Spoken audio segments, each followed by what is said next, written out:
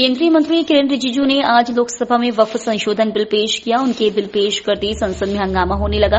वक्फ अधिनियम 1995 संशोधन bill pass होने के बाद वक्फ बोर्ड किसी भी संपत्ति को अपना नहीं बता सकेगा। कांग्रेस सांसद केसी वेणुगोपाल राव ने कहा, सरकार कम्युनिटीज के बीच में विवाद पैदा करना चाहती है। सरकार का इंटेंशन इस बिल को लेकर ठीक नहीं है। आप देश के लोगों को बांटना चाहते हैं। सपा सांसद मुहिबुल्लाह ने कहा, वक्फ संशोधन बिल मुस्लिमों के हकों के खिलाफ है।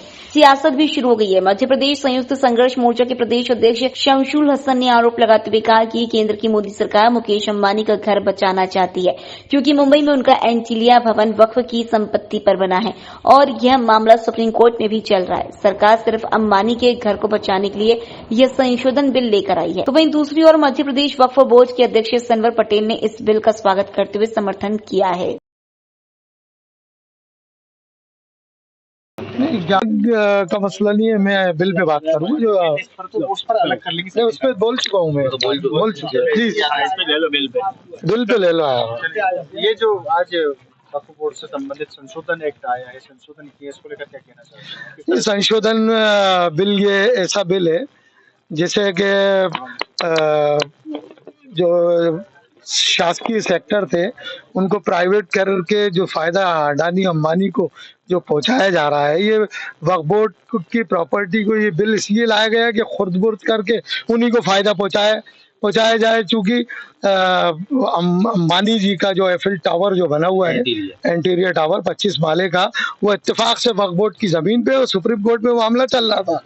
जब कोर्ट ने धारा 32 के तहत उस कोर्ट ने आदेश दिया कि ये वक्फ बोर्ड की जमीन पे है, तो वक्फ बोर्ड की जब जमीन पे है तो यकीनन टूटना तय था। तो देश के महान नेता हमारे देश के प्रधानमंत्री जी और लोकसभा के अध्यक्ष और अमित शाह जी जो राज्य के गृह मंत्री, उन्होंने ये प्लानिंग के तहत ये बिल लाया है। किसी अपने अडानी अंबानी को बचाने का खेल पिछले 10 साल से चल रहा था, वही हुआ। और माननीय मेरे काबिल सनवर पटेल साहब, वही उन्हीं की दो में, ये अलग थोड़ी भारतीय जनता पार्टी से जुड़े हुए हैं, ये उन्हीं की दो में। ये आपके कहने का मतलब ये कि सिर्फ अंबानी के घर को बचाने के लिए, अंबानी को बचाने के लिए और मुस्लिमों की प्रॉपर्टी को खुर्द-बुर्द करने के लिए, चूंकि इन पैसों से वक्फ में जो पैसा आता है, यतीमों का जो वाकिफ की जो मंशा होती है, वक्फ करता है, उसकी मंशा ये होती है कि यतीमों को, यसीरों को और बेवाओं को और बच्चों को छात्रवृत्ति जिसे कहते हम, वो पैसे यहाँ से जाते थे वक्फ बोर्डों से।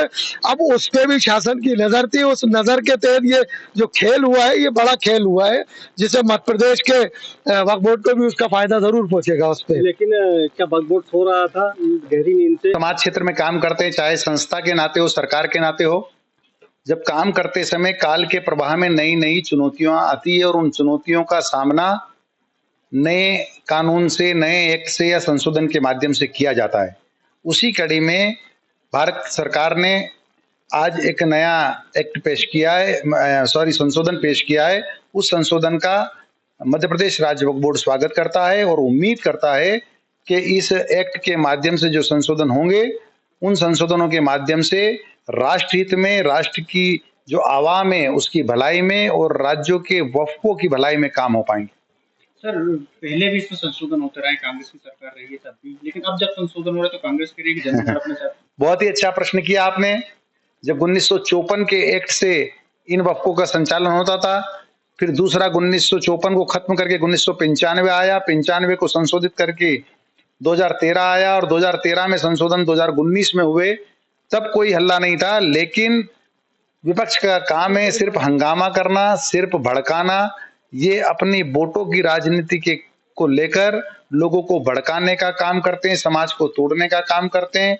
इनको अपनी इन जो हरकतें हैं उससे बाज आना चाहिए, समाज को जोड़ने का काम करना चाहिए, समाज को बढ़ाने का काम करना चाहिए। भारतीय जनता पार्टी की सरकार सबका साथ, सबका विकास पर विश्वास करते हुए सभी लोगों को आगे बढ़ाने का काम कर रही है। आपको क्या लगता है, इससे पहले 3 तलाक का बिल आया, फिर अभी ये संशोधन एक्ट आया, जब भी मुस्लिम समाज से जुड़ा हुआ कोई भी संशोधन एक्ट या बिल आता है तो कांग्रेस को क्या लगता है? देखिए, एक जमाने में हमारे ही देश में सती प्रथा थी। राजा राम मोहन राय जी आए, उन्होंने उस सती प्रथा को खत्म करने के लिए अपना पूरा समाज में जागरण का काम किया, आंदोलन किया, तो वो सती प्रथा बंद हुई नहीं हुई? तो होना चाहिए, नहीं होना चाहिए?